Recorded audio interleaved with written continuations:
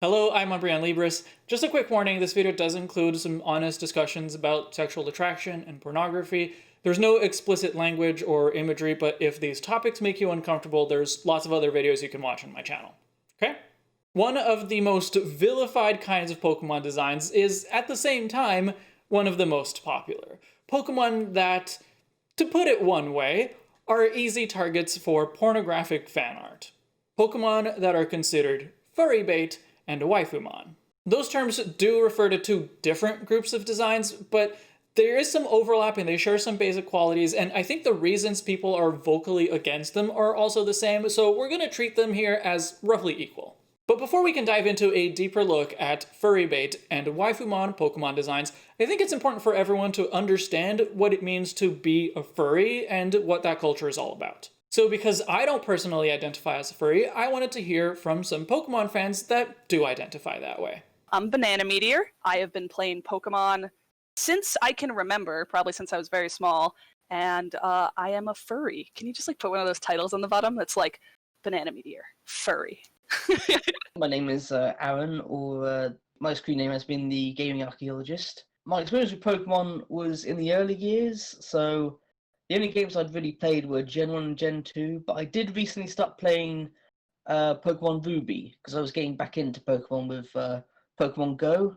I'm more of the kind of furry who's really into the art style, as opposed to one who fully identifies a persona, but I do have one. I do really love the furry community as well, and see myself in that. I'd say it's mostly due to things like a lot of early 90s animation had a lot of furry elements to it, like say Disney's Robin Hood, and then you've got Tailspin and numerous other ones that are very very furry related. I wouldn't say there was a moment where it all came together and I realized, but kind of just over time, I think when you play enough Banjo-Kazooie and you play Animal Crossing and you're like, why can't I play as an animal character? And you realize you're just really into BoJack Horseman and Zootopia. You're like, oh, well, I get it now. I get who I am. Banana Meteor actually really challenged even my definition of a furry. Of course, the furry communities and furry art, I feel has a very specific style. Fursuits and fursonas almost always kind of have this anthro sort of combined with Disney cutesy sort of style. And sure, that's furry, but also just movies like Zootopia, that's a furry thing, or even just more cutesy animal focused shows. If someone was a big fan of Hamtaro and said they were a furry, I think that's valid. Furry is just such a broad term that everyone's experience being a furry and interacting with fellow furries is going to be very different. A lot of people who I would consider furries personally just don't define themselves with that term because there's so much just hate against the term furry. And it's dude, if you just like anthropomorphic animals, you're a furry. You don't have to call yourself that, but it's nothing special. By that definition, I guess I am a furry. Banana Meteor and the Gaming Archaeologist may not be quite what you picture when you think of a furry, but both of them are self-professed fans of the art style, they attend furry conventions, they both have a fursona, even if neither wears a fursuit. I want to have a fursuit. It's just a huge ordeal. I actually make puppets, which is a really similar process to making a fursuit. So I've looked up fursuit making. I've been to a couple panels at cons on fursuit making, and I realized, oh, I know way more about this than I thought, because a lot of it is foam fabrication in the same way that you would make a puppet. But it is a huge commitment. But I'd rather make it myself than spend just a couple $1,000s on a good fursuit. I would say not only is it a good way to express yourself by showing off just an artistic thing that you've created, but also I think a big part of it is you don't have to be you when you're wearing the fursuit. You can be whatever character you've created and interact with people in a very role-play way where you kind of feel like you're just totally separate from the life that you lead. And I think that's a really cool way to express yourself. I don't have a ton of dysphoria in my own body, but I won't lie that there's something really appealing about going somewhere and not having to be me. It doesn't feel as vulnerable when you get to be something else. Maybe not everyone has had that particular experience, but I think most people can relate to that need for a certain kind of escapism. Some people escape into books, some people escape into video games, some people escape into anthropomorphic animal characters. But the stigma against furries comes from the sexual part of the community.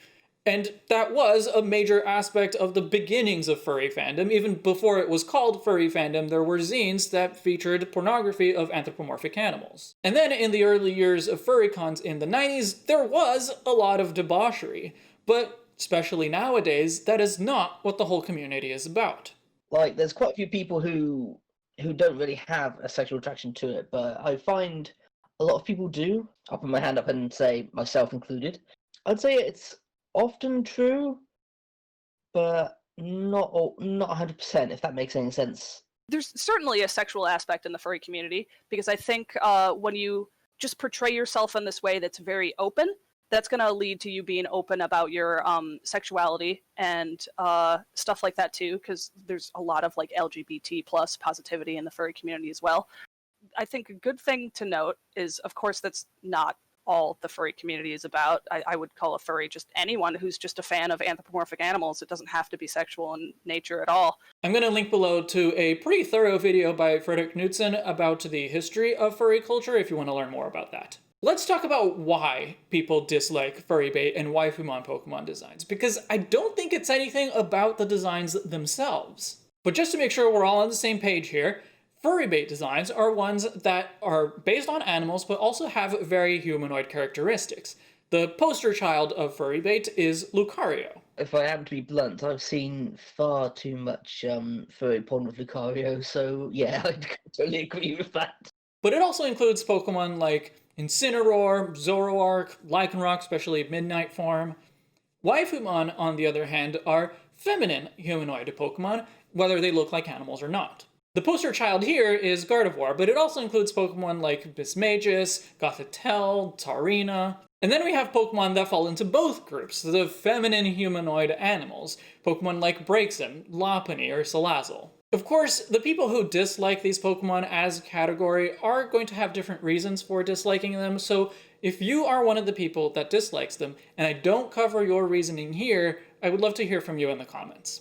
A lot of people use the terms furry bait and waifumon as derogatory terms, as a negative label for these kinds of designs. But at least from what I've seen, a lot of the distaste for these designs comes from people who don't know or who don't understand what furry culture is really all about. So they have these stereotypical notions about that hypersexualized stigma that we talked about and maybe don't think that furries should be catered to. And that actually plays into the reason I'm not a fan of the term furry bait. Waifumon I think is a little bit more neutral, but the Gaming Archaeologist has a useful comparison to offer. For example, queerbaiting is where they're specifically trying to get a certain audience, as opposed to making a character a certain way because it's organic to the creation process. Unless it's obvious, like really, really obvious, or unless the creator says it, it's difficult to say what the intention was behind the design. Maybe it was just a choice of theirs. I mean, you could say the same thing about other TV shows and the amount of porn people have made of that. It doesn't mean the creators intended that at all. Yeah, it's not like creators sat down and said, what would be a good design to put onto Rule 34? Exactly. So if your problem with these designs is that you think they were made to appeal to furries, well, you could be right, but I don't think we have any way of knowing that. Many of these Pokemon don't have anything that is intrinsically sexual about their designs.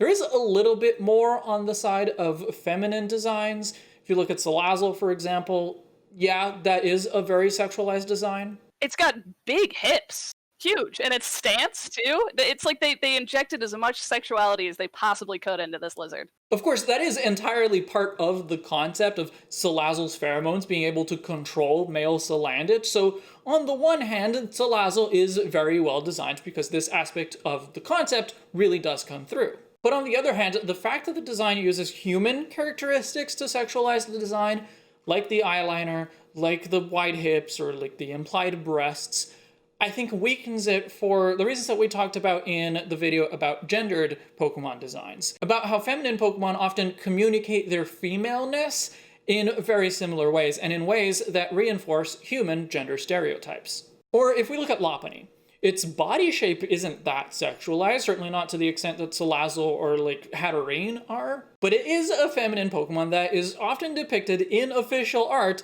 in a rather suggestive pose with the way that it's bent over and how it holds its arms in front of its chest. And of course, it's a rabbit. And at some point, humans decided that rabbits are very sexy. Maybe it has to do with how often they reproduce. But whatever the reason, there is a lot of cultural sexual history attached to that imagery. But that's not the case with every furry bait Pokemon.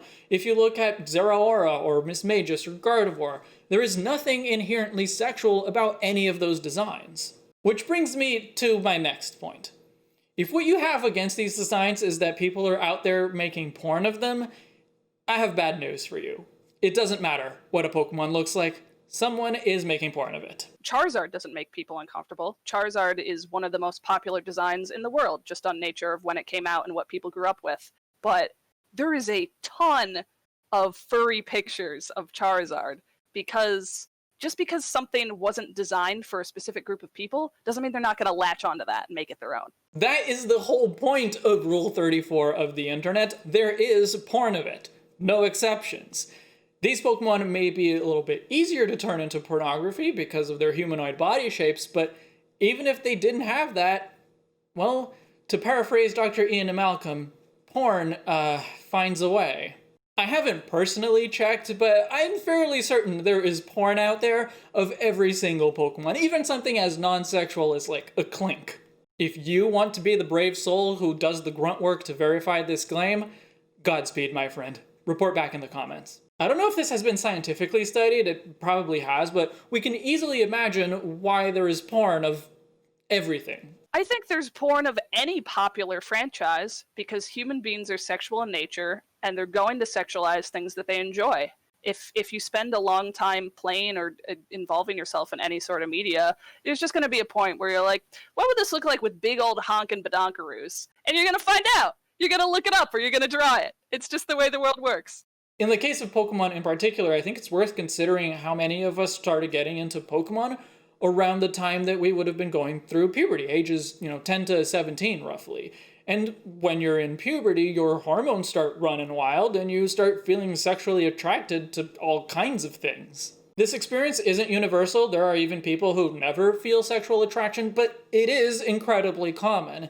And of course, it also applies to the human characters and not just the Pokemon themselves. Some of those attractions from when you were in puberty are gonna go away as you age, and you're gonna look back at your 13-year-old self and think, well, that was a weird time. But some of it will also stick around. And whether that means that you're turned on by Lucario or by Misty, as long as you're expressing that and satisfying that in a way that is healthy, and you're not letting that spill over and negatively affect how you treat real people or real animals, I don't think there's anything wrong with that. Banana Meteor suggests another possible reason people don't like furry bait and waifumon. I think people are uncomfortable when something they view is their franchise contains something that isn't explicitly for them. In the same way that people are uncomfortable if they don't like inanimate Pokemon designs, they're going to complain about Klefki or Vanillite, because they're like, that's not for me.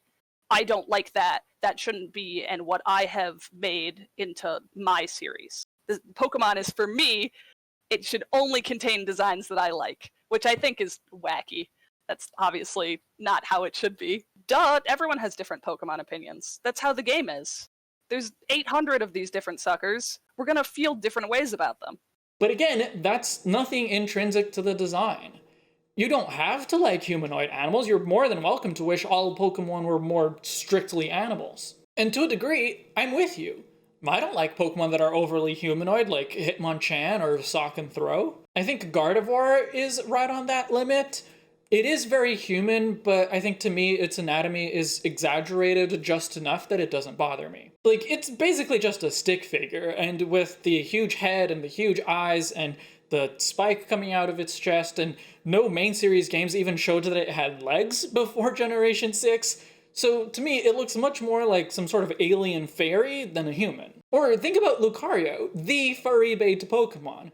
It's a Pokemon based on Anubis, the Egyptian deity with the head of a jackal. There isn't really a way to turn Anubis into something that doesn't come across as furry bait. Anubis itself could be called furry bait. So sure, you don't have to like anthropomorphic Pokemon, but that's a matter of taste, of personal preference, and not of good or bad creature design. And finally, here's why I think furry bait and waifumon Pokemon, at least as a class, not in every instance, are actually good. There is a wide range of Pokemon designs, but the one thing they all strive for is to be a character you can befriend. Some of them do that by looking like they could be your pet, like something you can cuddle with, or that will comfort you when you're feeling down or keep you company in the same ways that our real pets do. But others, the more humanoid ones, accomplish this by being relatable on a more personal level. The more humanoid Pokemon also have more humanoid personalities. Look at how much personality a Pokemon like Incineroar has. I'm not a fan of Incineroar, but it's undeniable how it's brimming with character. And the same could be said of Pokemon like Zoroark or Tsarina, for example. It's much easier to see yourself in humanoid characters. You know how we project human facial expressions and feelings onto like dogs, for example? With these Pokemon, you don't have to project. It's the same reason Pikachu's anatomy has changed throughout the years. A mascot or any other creature that can emote in very humanoid ways is much easier to relate to. That is what humanoid Pokemon do so well. That's why furry bait and waifumon Pokemon are so successful even in the face of stigma. Sure, people being horny for them plays into that too, but it's not the only thing. That's not a majority of people or a primary reason for their success. I want to say an enormous thank you to my guests in this video, Banana Meteor and the Gaming Archaeologist. Thank you for having me. I'm so glad that I could shed whatever information I could on that situation, and hopefully it helps people feel more at ease with the beautiful lady Pokemon in their game. Our conversations definitely helped me understand furries and furry culture better. I find it's better in any situation to understand first, as opposed to simply, outright throw hate at something you don't understand. At the end of the day, my feeling is, if it's not hurting anyone, it's fine in my opinion.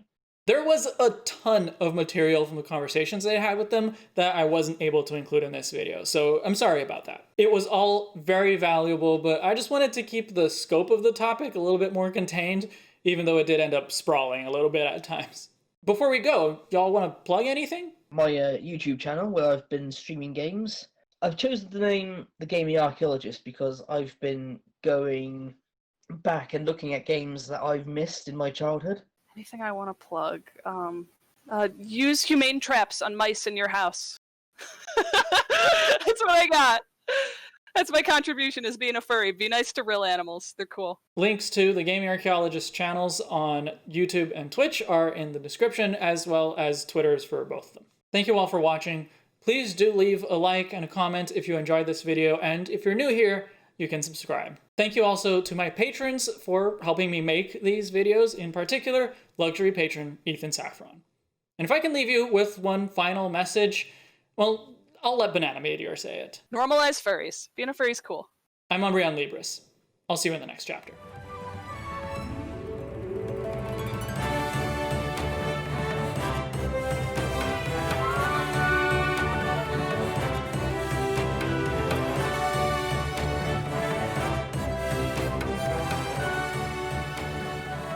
Big ol' honkin' badonkaroos.